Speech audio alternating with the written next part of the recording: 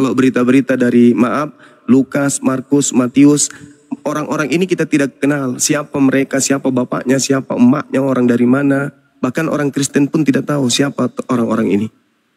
Hanya sebatas muridnya Paulus, hanya sebatas itu adalah muridnya Yesus, tapi nggak diketahui dia siapa.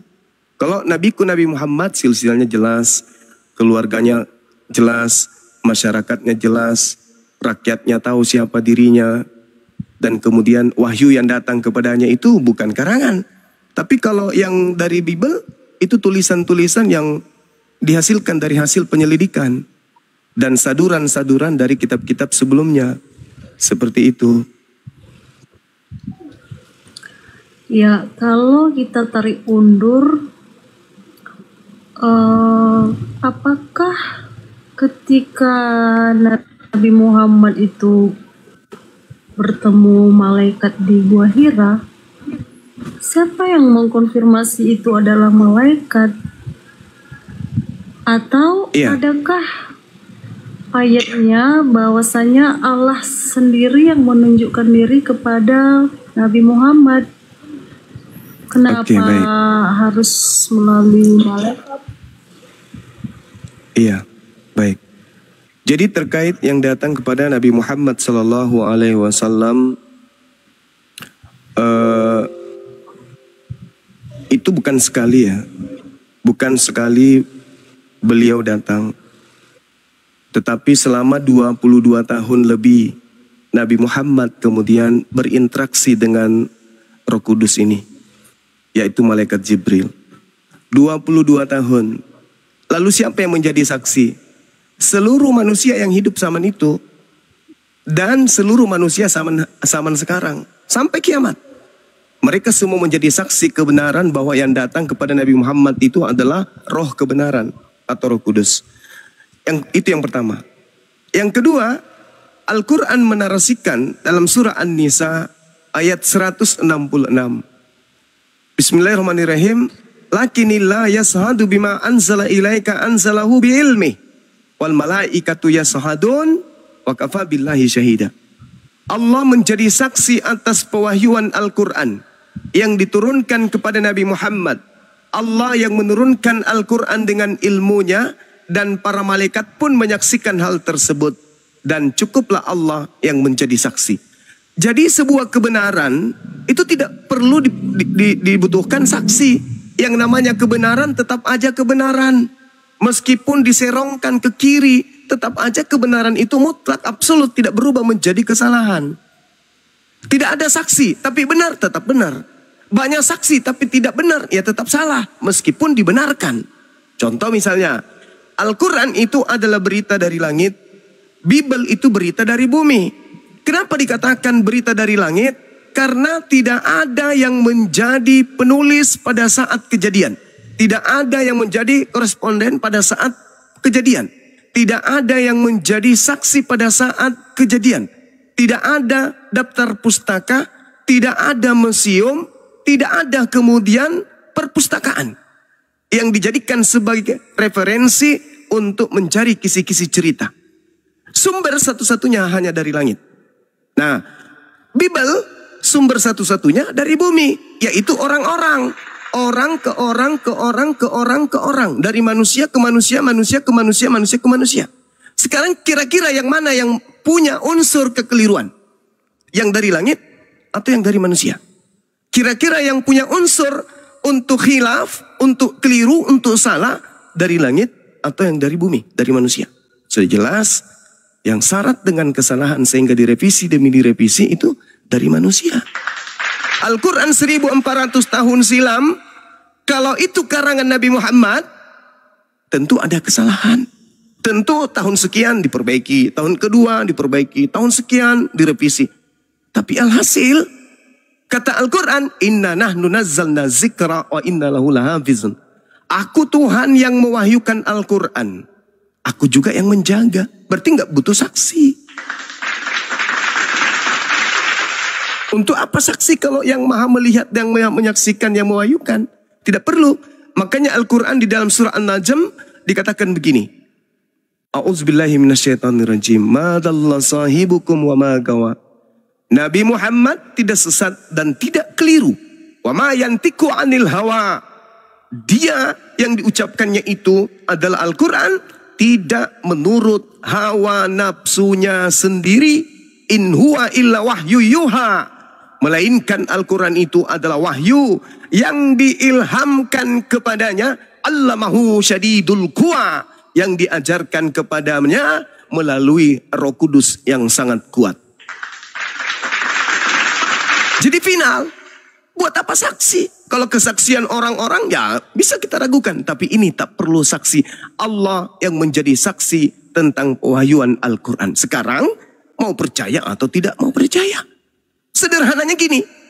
Kita orang yang hidup di Indonesia di tahun 2025. Melihat Al-Quran. Melihat Bible. Al-Quran tidak pernah direvisi. Bible setiap saat direvisi. Siapa yang merevisi Bible? Manusia. Kenapa direvisi? Perbaikan, penyempurnaan, penyesuaian. Berarti dengan kata lain, Tuhan tidak maha tahu sehingga firman-Nya harus dibenerin oleh manusia. Kalau Al-Quran, manusia mana yang kemudian bisa melawan kemahatauan Allah? Tak ada. Sehingga Al-Quran setinggi apapun pengetahuan manusia tidak akan pernah bisa mengatakan Al-Quran sudah tidak zaman, Al-Quran harus direvisi. Itu tidak kena terhadap Al-Quranul Karim. Itulah bukti Al-Quran tidak butuh saksi. Kenapa? Al-Quran misalnya memiliki ilmu pengetahuan 100%. Di tahun 1400 dari jarak dia diwahyukan Al-Quranul Karim ini sampai hari ini terbedah dan terpecahkan, teranulir oleh ilmu pengetahuan baru 10%. Berarti masih ada 90% kandungan kebenaran Al-Quran yang belum kemudian diselaraskan oleh ilmu pengetahuan manusia. Disebabkan karena kelemahan, lemotnya, lalotnya akal manusia untuk kemudian mengejar isi Al-Quran itu yang begitu indah di dalamnya. Artinya bahwa masih butuh ribuan tahun ilmu pengetahuan untuk kemudian mengurai dan mengulas sisi Al-Quran. Dengan kata lain, pengetahuan lebih dulu tertulis di Al-Quran 1400 tahun dan masih ada miliaran tahun ke depan untuk ilmu manusia menyamai Al-Quran. Dengan kata lain, pengetahuan manusia secanggih apapun hari ini masih tertinggal miliaran tahun ke belakang dibandingkan kemajuan Al-Quran yang ada saat ini. Sedangkan Bible, kemajuan ilmu pengetahuan manusia justru menghanyutkan Bible jauh hanyut ke belakang. Sehingga Bible tidak layak lagi untuk disandingkan dengan ilmu pengetahuan. Melainkan butuh revisi dan koreksi lebih lanjut. Seperti itu. Bukankah Allah Bang Zuma itu membenarkan Taurat, Zabur, dan Injil? Kenapa justru bertentangan dengan Al-Quran? Ya, baik. Tidak ada yang bertentangan dengan Al-Quran. Surah Al-Ma'idah, Allah Subhanahu wa ta'ala menjelaskan kepada kami, kepada Nabi Muhammad awalnya. Hai Nabiku Muhammad, ya Rabb, ya Tuhanku, dengarkan wahai Nabiku, aku ingin mengatakan sesuatu kepadamu. Apa itu ya Rabb? Walakad akhazallahu mithaqa bani Israel. Sebelum ente, wahai Nabiku, sebelum anda, wahai Nabiku Muhammad, aku telah memanggil dan memilih dan melakukan perjanjian kepada Bani Israel. Dan aku telah mengangkat 12 di antara mereka untuk menjadi pemimpin. Dan aku Tuhan berfirman kepadanya, Inni ma'akum, aku bersama dengan kalian. La in akamtumus salah wa ataitumuz zakah wa antum birusuli. Wahai Bani Israel, aku bersama ente. Jikalau kalian melaksanakan seluruh perintah-perintahku untuk sujud beribadah, membantu si miskin, beriman kepada para utusanku, dan kalian meminjamkan pinjaman yang baik kepada mereka, maka dosa-dosamu akan aku hapuskan, dan aku pastikan kalian masuk ke dalam surga. Itu kata Allah. Dan itu tidak dilanggar oleh Al-Quran. Al-Quran mengatakan itu hukum yang terlebih dahulu datang kepada Bani Israel. Dulu Allah memilih mereka. Tapi apa kata Allah? naqdihim mitsaqahum la'annahum wa ja'alna qulubahum qasiyah. Tetapi mereka angkuh, mereka sombong, mereka tegar tengkuk. Aku utus Nabi Isa, mereka tolak. Aku utus Nabi Musa, mereka tolak. Zakaria, mereka tolak. Yahya, mereka tolak. Mereka angkuh. Maka apa kata Allah? Wahai Nabiku Muhammad, mereka senantiasa melanggar janjinya. Nabiku kuutus ditolaknya. Mereka angkuh, maka aku laknat mereka. Aku jadikan hati mereka keras membatu disebabkan mereka suka merubah firmanku. Itu kata Quran. Jadi Al-Quran tidak mengatakan Taurat itu bukan firmanku, Injil itu bukan firmanku. Tidak. Al-Quran surah Al-Araf ayat 145 sorry. Malah Allah Subhanahu wa taala menjelaskan kemudian, wahai Nabi Musa, berpegang teguhlah kamu kepada Tauratku dan ajarlah umatmu kemudian berpegang teguh kepadanya. Dan jangan kamu berpaling dari aturan-aturan tersebut. Al-Quran mengukuhkan Taurat. Makanya Al-Quran mengatakan orang-orang beriman dari Bani Israel, Yahudi, Nasrani, siapapun di antara mereka yang beriman kepada Allah, mereka ada jannah, mereka ada surga. Jadi Al-Quran tidak pernah merubah. Berbeda dengan ajaran Paulus, maaf, yang diulas semalam, Paulus mengatakan hukum Tuhan yang datang kepada Nabi Musa untuk Bani Israel itu adalah sampah, tinja, skubalon, kotoran. Kalau Al-Quran enggak. Nabi Muhammad mengatakan keselamatan bagi Yahudi bila mereka mendudukkan perkara berdasarkan hukum Taurat. Zamannya, pada waktunya. Tapi setelah Al-Quran datang, Allah Subhanahu wa taala menyeru kepada Bani Israel, ya ahlal kitab qad ja'akum rasuluna yubayyinu lakum katsira ala fitrah, dan seterusnya. Wahai Bani Israel, telah datang kepada kalian ya ahlal kitab qad ja'akum rasuluna yubayyinu lakum katsiran mimma kuntum tukhfuna minal kitab wa ya'funa an katsir. Itu kata Allah. Wahai Bani Israel yang dulu ku kasih Torah, yang dulu ku kasih Injil, yang kalian ingkar kepada kitab-kitabku tersebut, sekarang sudah zamannya aku mengutus Nabiku Muhammad dengan membawa Islam, membawa Al-Quranul Karim. Kalau engkau kalian, kata Allah, yahdi bihi minallah, yahdi bihillah manittaba ridwanahu subulus salam. Maaf, dengan Al-Quran itu kata Allah, aku akan memberi petunjuk kepada kalian kepada jalan yang aku ridai, yaitu jalan keselamatan. Dan dengan Al-Quran itu aku keluarkan kalian dari gelap gulita. Itu kata Allah. Seperti itu saudariku. Jadi silakan. Kalau boleh tahu Bang Juma, apa isi Taurat menurut kalian Muslim? Ya, kalau di dalam Al-Quranul Karim, bagian daripada yang diajarkan oleh Allah kepada Nabi Musa, salah satunya itu adalah perintah sujud ibadah. Tadi ayat yang saya bacakan itu dalam surah Al-Ma'idah, Allah mengatakan, jika kamu melaksanakan ibadah sholat, menunaikan zakat, ini ada nih. Jadi sholat, di mana-mana orang Yahudi ketika mereka ibadah, mereka kemudian sholat, tefillah, kemudian mereka ada perpuluhan zakat, membersihkan harta mereka dengan perpuluhan mereka. Itu ada Al-Quran katakan itu. Kemudian di dalam surah An-Nahl ayat 123, mereka diajarkan oleh eyang mereka, kakek mereka Abraham untuk bersunat. Itu syariat mereka.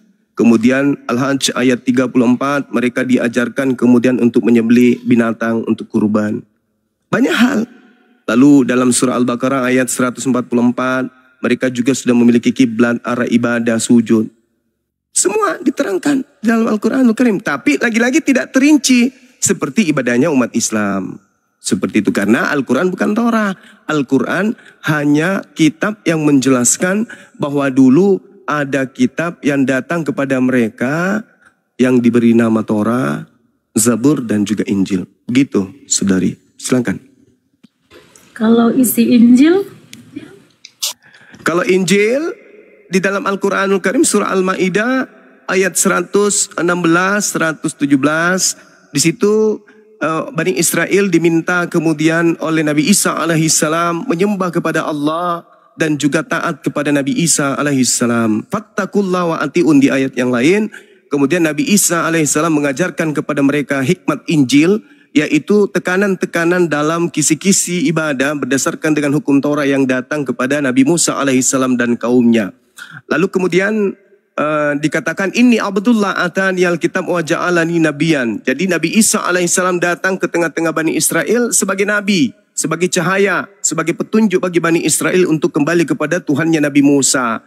Kemudian Nabi Isa dalam kaidah pengajaran Injilnya mengajarkan intinya ani Abdullah Rabbi wa Rabbakum. Sembahlah Tuhannya Nabi Musa, Tuhannya Nabi Ishak, Yakub dan Abraham, yaitu juga adalah Tuhanku.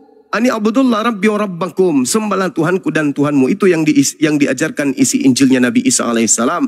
Lalu Nabi Isa alaihissalam menekankan begini, jalan yang lurus itu adalah fattakullah wa atiun.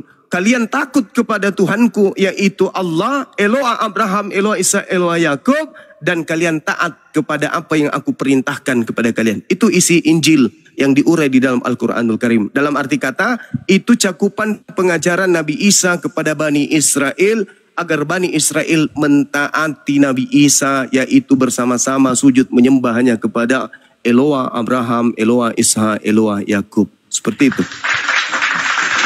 Apakah Allahnya Bang Zuma itu bisa dipanggil sebagai Elohim?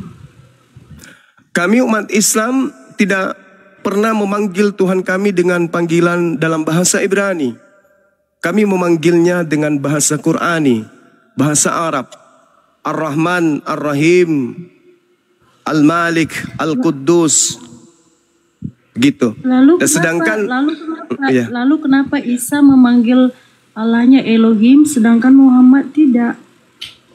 Ya, Elohim itu adalah bahasa Ibrani. Allah menyatakan diri kepada setiap utusannya berdasarkan bahasa masing-masing.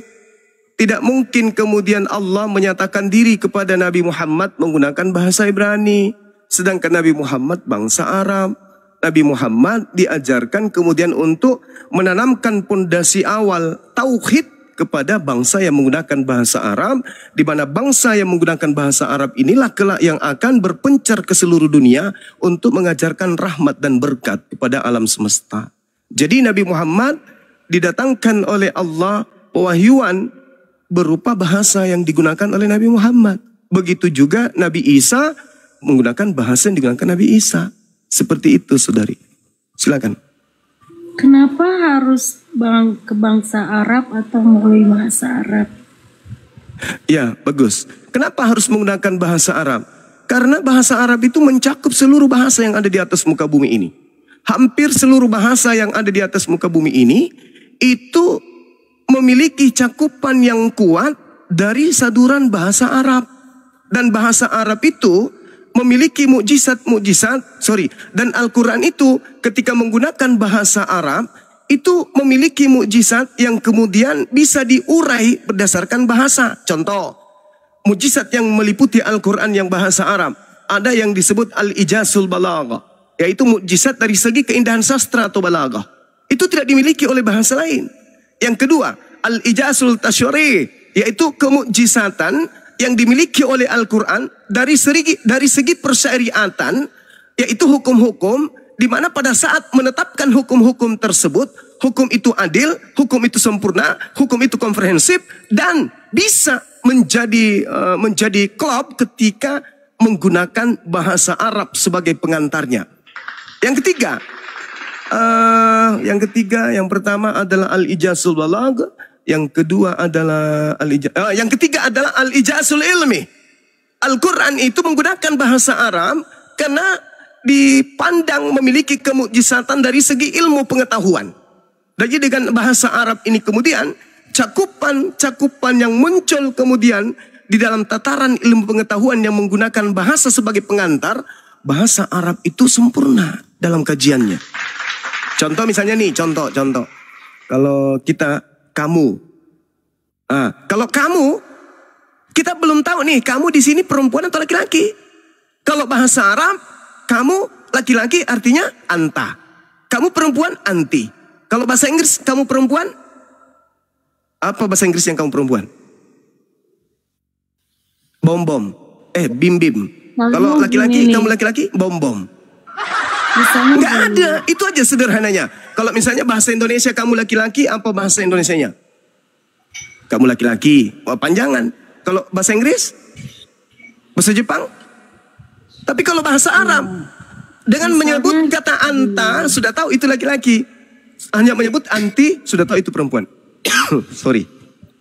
Silakan. Ya, kalau seandainya ada orang Muslim yang berbangsa Ibrani, Iya. apakah dia bisa memanggil Allah itu sebagai Elohim? Dia kan ini orang Ibrani nih, tapi dia Muslim. Masya Allah. Masya Allah. Jadi ketika kemudian mereka dalam kehidupan sehari-hari sebagai makhluk sosial, boleh. Ya Rob, sama orang Kristen selalu manggil ya Rob, ya Allah. Boleh kalau dalam tataran kehidupan sebagai makhluk sosial. Tapi dalam hal ibadah, mereka wajib menyebut nama Tuhan dengan sebutan yang sesuai dengan kitab sucinya. Wajib itu. Karena sembahnya adalah Allah, kemanapun pergi tetap Allah. Nama Tuhan kemana-mana yang betul itu kecuali gelar yang bisa berubah. Tapi kalau nama tidak bisa berubah. Nah, inilah yang saya kasih contoh semalam tentang laso bolong. Tidak boleh diterjemahkan nama itu. Nanti maknanya berubah. Jadi nama itu tidak boleh diterjemahkan. Dimanapun nama itu tetap sama. Misalnya saya, Bang Zuma. Ketika kemudian ke luar negeri ya harus dipanggil Zuma. Kemanapun saya pergi tetap Zuma. Kenapa kemudian tidak menggunakan nama Allah di dalam kitabnya orang Yahudi? Karena Allah hanya menyatakan diri sebagai gelar-gelarnya saja. Bukan sebagai nama pribadi. Hanya gelar. Sama seperti Al-Quran. Huwallahul ladzi la ilaha illa huwa alimul ghaib wassahada huwar rahmanur rahim. Itu hanya gelar-gelar atau sifat-sifat yang melekat pada diri Tuhan. Tapi hak mutlak nama yang ada pada dirinya itu adalah Allah. Jadi kalau orang Yahudi masuk Islam nyebut Allah. Kalau mereka kaget, ya Elohim, boleh. Karena merujuk kepada hakikat pencipta langit dan bumi dalam hidup sosialnya sebagai seorang Yahudi. Seperti itu. Selama Elohim yang dimaksud di sini adalah Eloah Abraham, Eloah Ishak, Eloah Yakub yang menyatakan diri kepada Abraham, Ishak dan Yakub, kepada Nabi Ishak dan Nabi Ismail. Gak apa-apa, gak masalah. Bukan peler hitam, saudara Ati. Kalau Aduh, saya Ati. Allahnya Musa itu bernama Yahweh. Itu gelar. Yahweh itu bukan. Yahweh itu sembahannya orang Mesir kuno.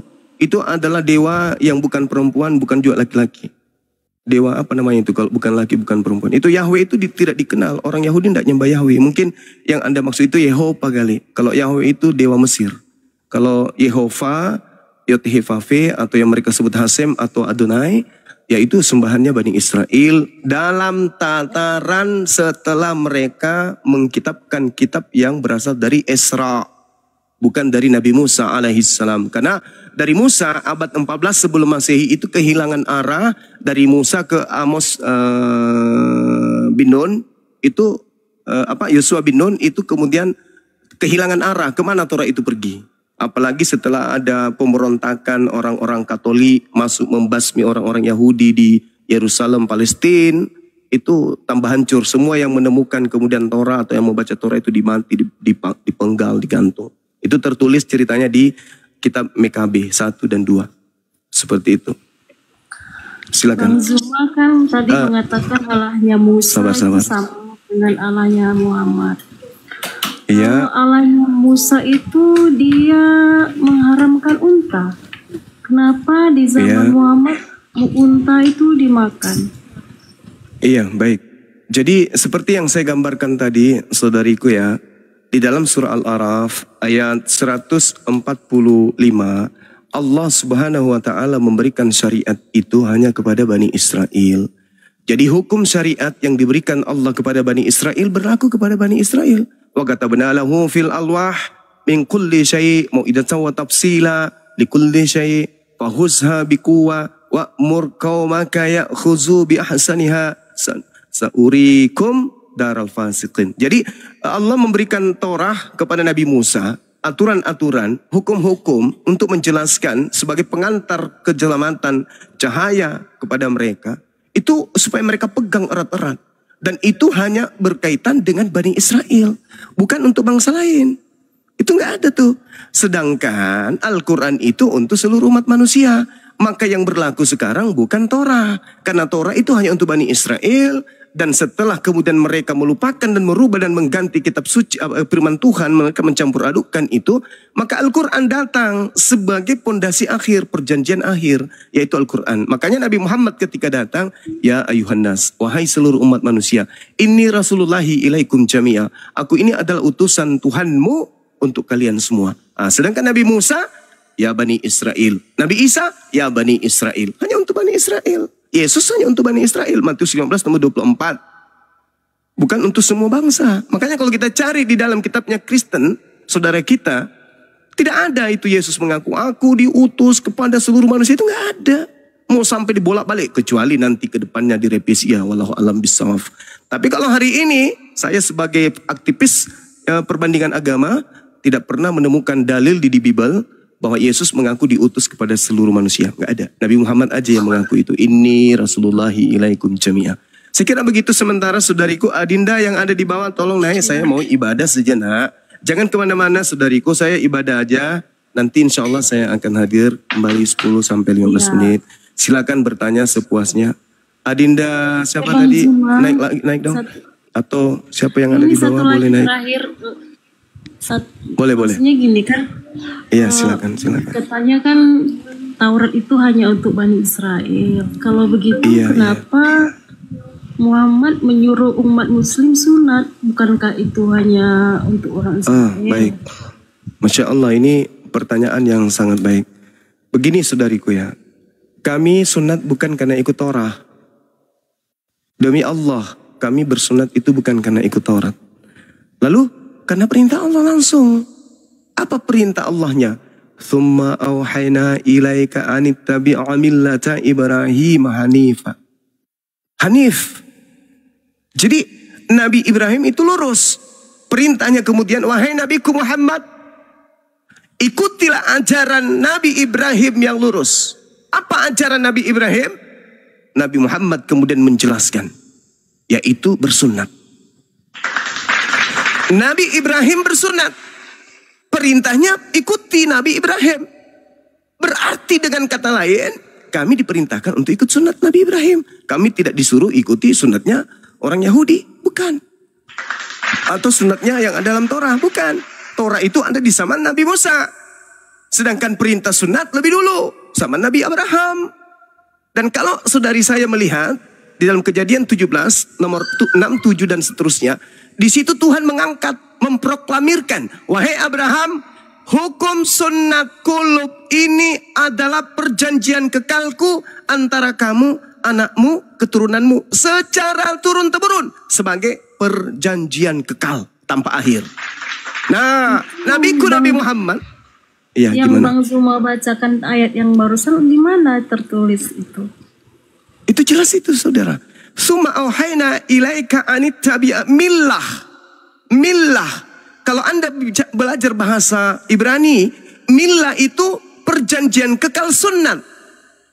Coba Anda lihat di dalam kitabnya orang Yahudi tentang millah. Kalau berbicara mengenai millah, itu berbicara mengenai sunat. Kalau tidak percaya silakan Anda gimana ceritanya ya? Silakan yang sering-sering ke Google. Iya. Kalau tidak percaya silakan Anda buka Google atau adik saya boleh bukakan nanti. Millah Ibrahim itu adalah sunat. Jadi perjanjian sunat itu dikenal dengan millah Abraham. Itu perjanjian sunat. Nanti dibantu sama adik saya. Iya. Maksud saya gini, untuk saya harus ibadah. Ibrahim itu Bang Zuma bacanya di mana? Di Taurat atau di... Saudariku, saudari, baik. Nabi Muhammad begini. Kata Allah, Nabi Muhammad itu menerima wahyu dan bukan dari dirinya sendiri. Nah, wahyu yang diterima oleh Nabi Muhammad itu berupa ilham yang masuk ke dalam dirinya, di mana ilham inilah yang menjadi kekuatannya untuk memutuskan atau menjatuhkan atau menetapkan satu perkara yang disebut sunnah.